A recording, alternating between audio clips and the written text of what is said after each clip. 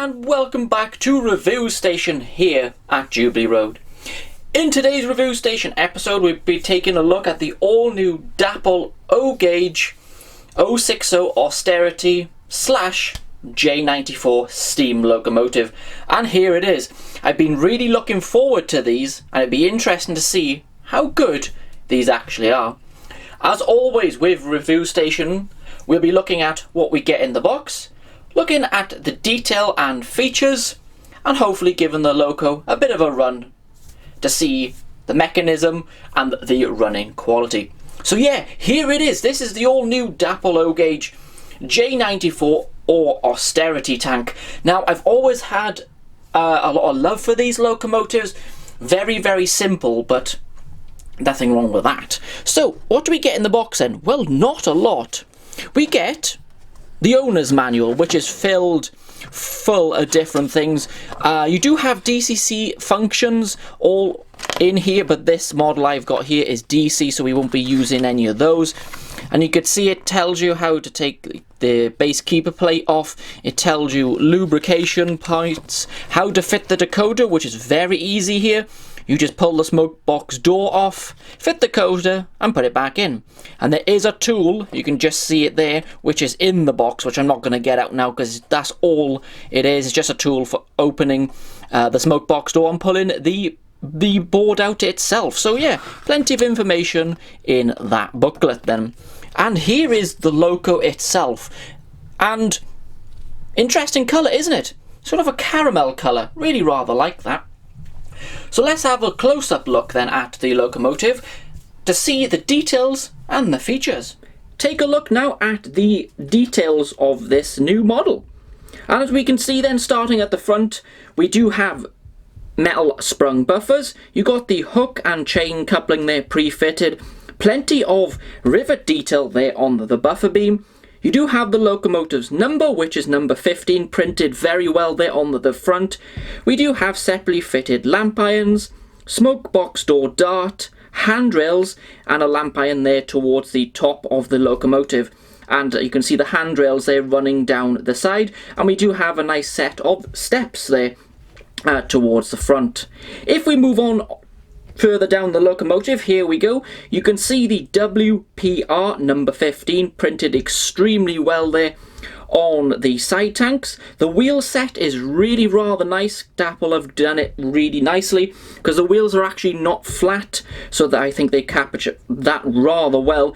You got the rods there painted red, which I do like that. They really do stand out. And you got the handrails and some steam pipes there as well, all looking very good indeed. Here's a further away shot then of the whole model. You can see that colour. It's rather unusual, isn't it? It's sort of a caramel colour, would you call that? It really does look the part, especially with the yellow lining. The rear of the locomotive is pretty much the same. We got the sprung buffers, the hook and chain coupling, lamp irons. I do like the slats over the rear windows. The coal load there you can just see looks pretty realistic, is rather nicely done. And you've got some steam pipes creeping into shot there as well. A top-down view then of the incredible cab detail this model has come with. Now this is really quite impressive, the amount of detail they put in there. The cab is painted yellow, that definitely stands out. You can see all the gauges, pipe work, and you've got the regulator there. It really does stand out. Here is another view then of that incredible cab detail. You can see there the firebox. It does have a firebox glow feature on this model, and you can just see the detail that Dapol have gone to. It's all extremely high quality in there as well. We do have the builder's plates on both sides of the coal bunker. Obviously this loco being built in Leeds, so that's nice to see printed there and very legible, as you can see. Going down a bit more towards the underframe, you've got some lovely steam pipe work underneath the cab area there, and you can see the wheel set again done very nice. You can see how simple these locomotives really were. Next up then is the inside motion. Have a look at this. Now, I've obviously turned the loco on its side so you can see this properly. It is viewable from the top side, but this is a better view for you. This is all operating, by the way, this motion underneath. yeah, it all works as the locomotive is moving, so you should be able to see that from the top side as well. Again, Dapol have modelled this absolutely brilliantly, in my opinion. It really looks the part. Way too clean, obviously, but that could be sorted out with a tiny bit of weather in there. But overall, this model really is looking the part. I'm really impressed so far. There we go, back to that picture. We are going to give the locomotive a test. Obviously, the locomotive can't run in the garden at the moment due to weather. It's not brilliant here today, so I'll be running it on a short length of track to see how we go. Just some technical things then about this model. It does need a 21-pin DCC decoder if you are going to go down that road, fitted in the smoke box, and you can use your own speakers up to 8 ohms or something like that, so that's good there. It does appear to have a flywheel on the motor. I'm not 100% sure if it does, but watching it run, I think it probably does, which is really nice. You do have the firebox glow. We do have that incredible working inside motion, which is extremely hard to film, so I'm not sure if I'll do that. The centre driving wheels appear to be sprung. They do move around, which will help running the locomotive, especially for me being out in the garden.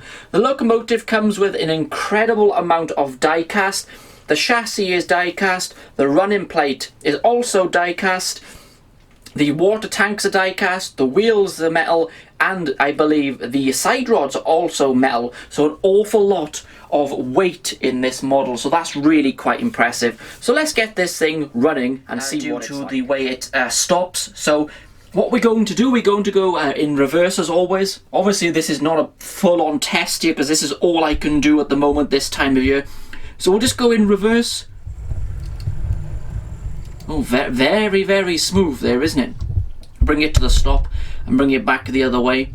I know this isn't the best way to give you a full sort of test of this loco, but it does, because there you go. Running really well there, very quiet, no stuttering. And this track is pretty dirty because it's been sat outside for the last 3 or 4 months. So that proves how good it picks up, doesn't it? You can see, very quiet locomotive. Really impressed. Yeah, really, really fantastic quality running there from this. Using my Dapol O gauge controller, by the way, to run this. More than powerful for this test. And there we go. You can see all that inside motion working there. Just directly connected the wires up to the wheels briefly, just to show you that. That is such a nice feature. You can't see it too well from the, obviously when the locomotive is running, but fair play to Dapol for including this really quite unique feature. Really nice to see, isn't it? Running very smoothly there and very well indeed.